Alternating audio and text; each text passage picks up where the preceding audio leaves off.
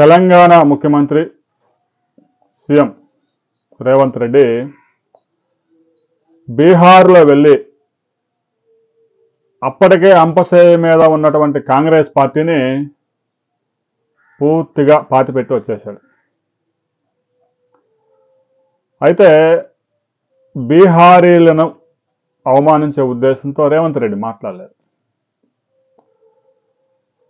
సహజంగా ఆయన తెలంగాణ ప్రాంతంలో పరిశీలిస్తూ ఉంటాడు కాబట్టి ఎక్కడ కష్టపడే పని కూలి పని అయినా కూడా బీహార్ వాళ్ళు కనిపిస్తూ ఉంటారు. తెలంగాణలో ఏ రైస్ మిల్లుకి వెళ్ళినా ఏ డాల్ మిల్లుకి వెళ్ళినా బస్తాలు మోసేవారు ఎవరైనా కనిపించారు అంటే బీహారు ఛత్తీస్గఢ్ కార్మికులే. ఇటుక బట్టీల్లో కార్మికులను పరిశీలించినారంటే ఒరిస్సా, ఛత్తీస్గఢ్, బీహార్ వాళ్ళు. కష్టపడి పనిచేసే ఏ పని చూసినా కూడా బీహార్ వాళ్ళు, ఛత్తీస్గఢ్ వాళ్ళు, ఒడిశా వాళ్ళు, పశ్చిమ బెంగాల్ వాళ్ళు కనిపిస్తున్నారు. చివరికి వరి నాట్లు వేయడానికి కూడా ఛత్తీస్గఢ్ నుంచి, నేపాల్ నుంచి, బీహార్ నుంచి, బెంగాల్ నుంచి గుంపులుగా వచ్చి 2 నెలల పాటు ఇక్కడే మకాం వేసి వరి నాట్లు వేసుకొని పూర్తి చేసుకొని వెళ్ళిపోతా ఉన్నారు. ఉత్తరాది నుంచి దక్షిణాది మీదుగా ప్రయాణించే ఏ రైలు బోగిలు, జనరల్ బోగిలు ఎక్కితే కాలు పెట్టే సందు కూడా ఉండదు. అయితే బీహార్లో కొద్ది నెలల్లోనే 2-3 నెలల్లో అక్కడ అసెంబ్లీ ఎన్నికలు జరగబోతా ఉన్నాయి. అక్కడ కాంగ్రెస్ పార్టీని ఏదో కొంచెం లేపేందుకు రాహుల్ గాంధీ ప్రయత్నాలు చేస్తూ ఉన్నారు. అక్కడ 64 లక్షల ఓట్లు తొలగించడం పెద్ద వివాదానికి తెరదీసింది.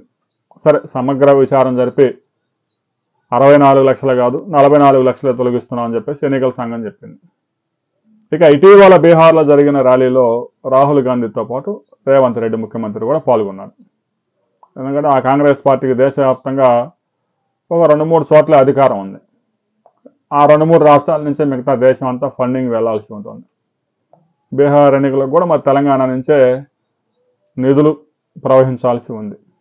ఎలాగో బీహార్లో కాంగ్రెస్ పార్టీ పెద్దగా జీవంలో లేదు కాబట్టి ఎవరితో అయినా పొత్తు పెట్టుకుంటే కొన్ని సీట్లు వచ్చే అవకాశం ఉంది.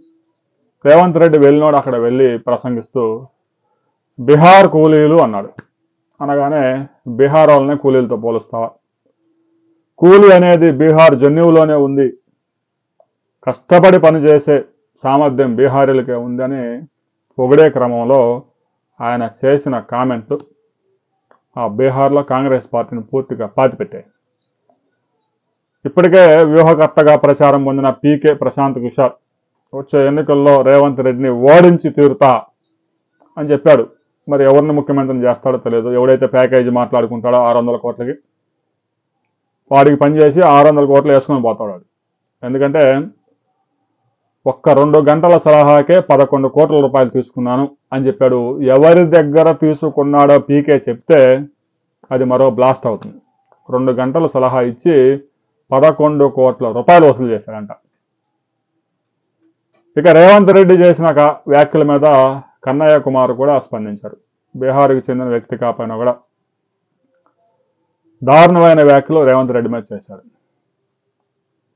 రేవంత్ రెడ్డి మంచి చేయాలని బీహార్ వెళ్తే కాంగ్రెస్ పార్టీకి అక్కడ చెడు జరిగింది. బీహార్ వాళ్ళు కూలీ పని చేస్తారు ఎక్కువ మంది అనేది నిజం. కానీ ఆ నిజాన్ని వాళ్ళు జీర్ణించుకునే పరిస్థితి లేదు. బీహారీల జన్యువులో కూలీ ఉన్నాడు అని రేవంత్ రెడ్డి చేసిన వ్యాఖ్యలు శుభ్రంగా బీహార్లో ఆ కాంగ్రెస్ పార్టీని పూర్తిగా పాతిపెట్టాయి. అందులో ఎలాంటి అనుమానం లేదు. బీహార్లో ఫలితాలు వచ్చిన తర్వాత మరో వీడియో చేసుకుందాం. ఆ ఫలితాలను బట్టి ఆ కాంగ్రెస్ పార్టీ ఆ బీహార్లో ఎంత ప్రభావం చూపబోతా ఉంది అనేది తేలిపోయింది. రేవంత్ రెడ్డి చేసిన కామెంట్స్ కాంగ్రెస్ పార్టీకి మంచి చేస్తాయని ఆయన చేశాడు. కానీ ఆ కాంగ్రెస్ పార్టీకి సమాధి చేశాయి అనడంలో ఎలాంటి అతిశయోక్తి లేదు. దీనిపైన ప్రతి ఒక్కరూ మీ అభిప్రాయాలను కామెంట్ చేయండి.